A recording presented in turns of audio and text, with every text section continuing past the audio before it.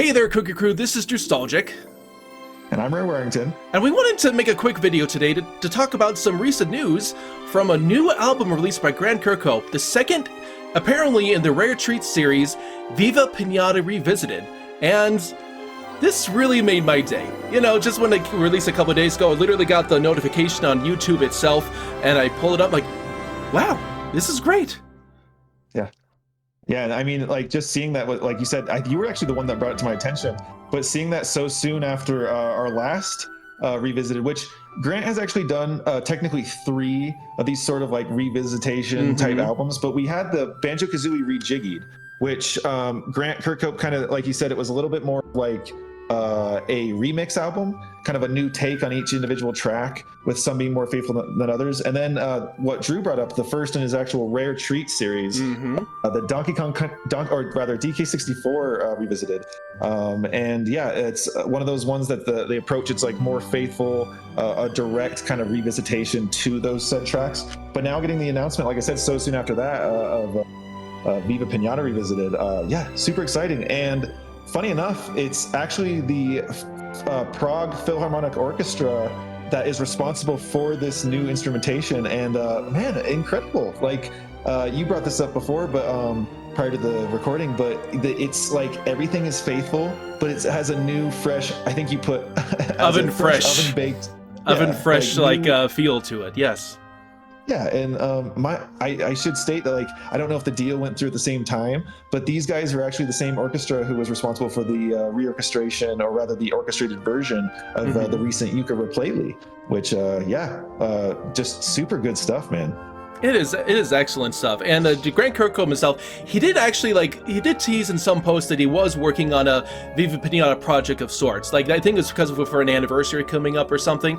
And I thought, okay, well, is he going to do something similar before, like with, say, like the Banjo-Kazooie or DK64, just his own little personal remixes? And like, I wasn't sure what to think about that idea, but no, it's just like a new re-recorded orchestral version of all the tracks from the original album, including here that's playing right now, just the Oven Fresh Day, which I think is it's one of the absolute best of this album. And it's kind of itself, it's a tune that Grant had in his mind for at least about a decade or so before he finally put it into the game, going all the way back to Project Dream.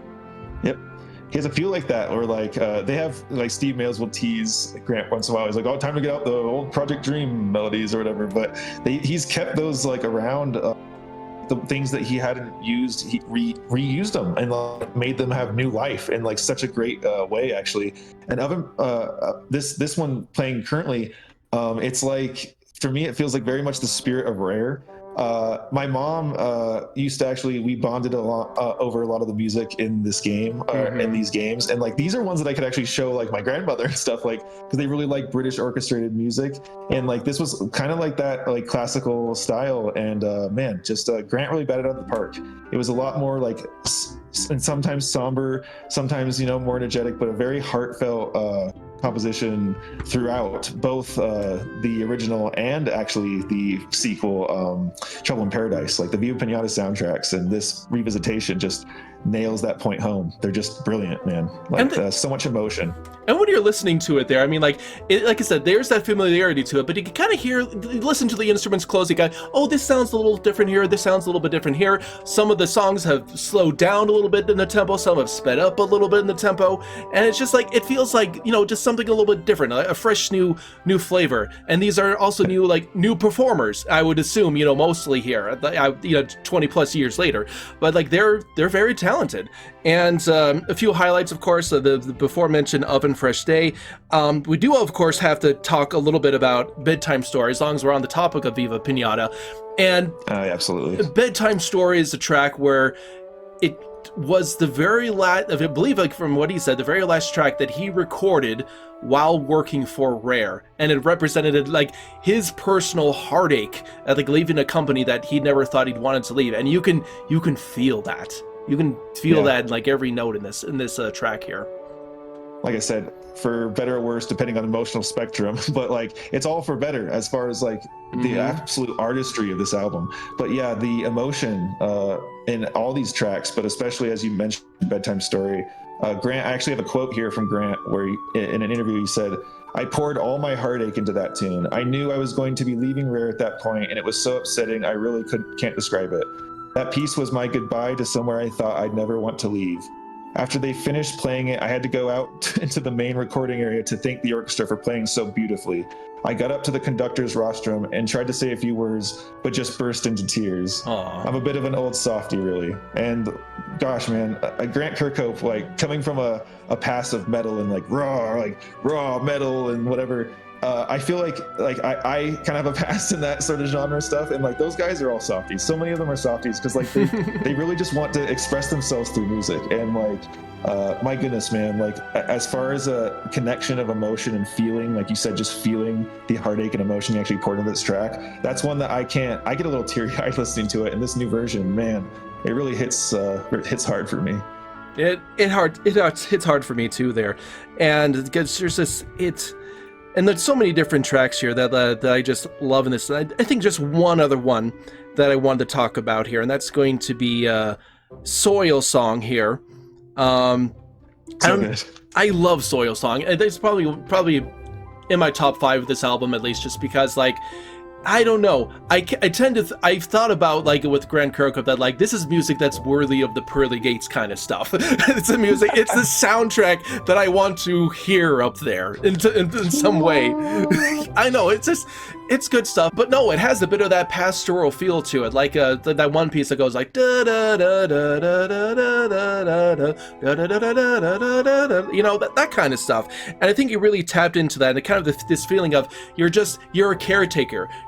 You're trying your best to take care of these adorable animals, and you're just to keep them safe, and it complements that gameplay so well. And like being like the last Rare games that had kind of a hand in its creation by the Stamper Brothers. And like we talked about Bedtime Story, it was kind of the end of an era, like the ending there of like the Viva Piñata series, or rather as far as they left off. But yeah, man, just such a good OST, and like the touch-ups on it, like you said, the re-instrumentation, brilliant. These I couldn't recommend enough. Like I would pick them all up. So I'm gonna be getting this new Rare Treats album, and yeah, man. I just, as far as like what Grant's doing lately, he talks about his work ethic being like, whether or not he has a contract, whether or not he has work that day, a minimum every single day of at least 2 hours of compositions. And it sounds like he's really just spoken highly about the time he's had with these new revisitations, and you can tell he's really enjoying it. And I'm enjoying the releases, let me tell you. Oh yes, he's still like giving us great stuff, all like even like all these years and years later of him being a composer there. And yeah, I love those other. I can't recommend those other albums enough. The Banjo-Kazooie Rejiggied, Donkey Kong 64 Revisited, all fantastic stuff. But yeah, we just wanted to talk about this here today, because it's definitely something that very much is up our alley. But what do you guys think of this new soundtrack? Let us know your thoughts in the comment section there down below. Be sure to drop a like, subscribe to this channel, and you will have an excellent and amazing day. Yeah, if you guys want to talk about stuff like this and like-minded stuff like this, join the Kooky Crew Discord server in the description. We chat about this type of stuff. So for me, Drew, and the Kooky Crew, have a good one, guys, and we'll see you in the next one. Bye, everyone.